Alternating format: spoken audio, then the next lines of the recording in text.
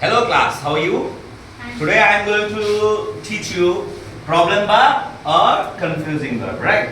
So this verb is too much difficult for the students who are not understand properly, okay?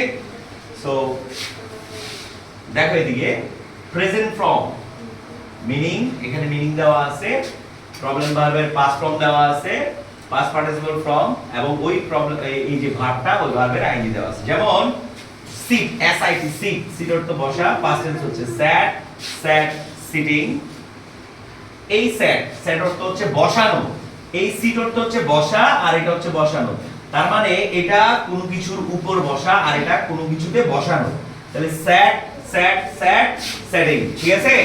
এই ভার্বটা হচ্ছে transitive intransitive verb. এই ভার্বটা কি intransitive verb.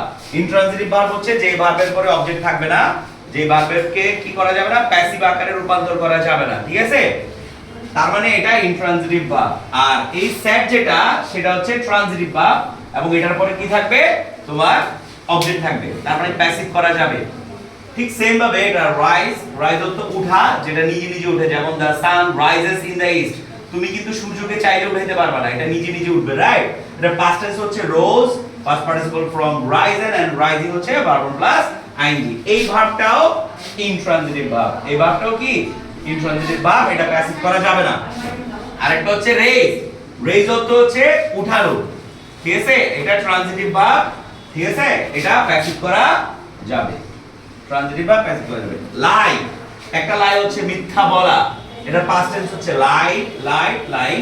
আরেকটা হচ্ছে লাই শয়ন করা, এটার পাস্ট টেন্স হচ্ছে লে। এটা কিন্তু খুব ইম্পর্টেন্ট, কারণ এই লে লাই এর পাস্ট টেন্স এবং লে এর প্রেজেন্ট ফর্ম সেম। সুতরাং এটা যেহেতু ইনট্রানজিটিভ ভার্ব, এটা ইনট্রানজিটিভ ভার্ব, সুতরাং এটার পরে কি থাকবে, তোমার অবজেক্ট থাকবে না। আর যেহেতু লে আছে, এই লে এর পরে যেহেতু ট্রানজিটিভ ভার্ব, এটার পরে কি থাকবে বলো, অবজেক্ট থাকবে, ওকে? ঠিক সেম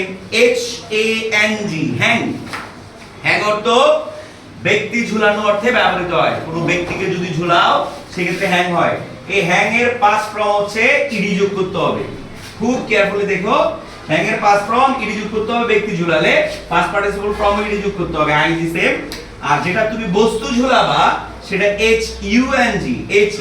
একটা জিনিস দেখো ভাইয়া, আমাদের লাইফে ব্যক্তি ঝুলানো মানে কি, কাউকে ফাঁসি দেওয়া, রাইট? তাহলে ফাঁসি দেওয়াটা খুব বেশি ক্রুশাল, গুরুত্বপূর্ণ, রাইট?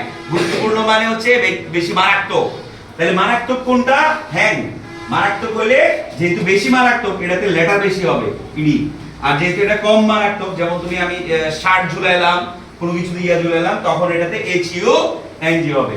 নেক্সট ওয়ান ফ্লাই অর্থ উড়া, ঠিক আছে? এটার past tense flow, flying, normal form flee অর্থ পালানো, তারপরে fling. So I hope you can understand the problem verb or confused verb.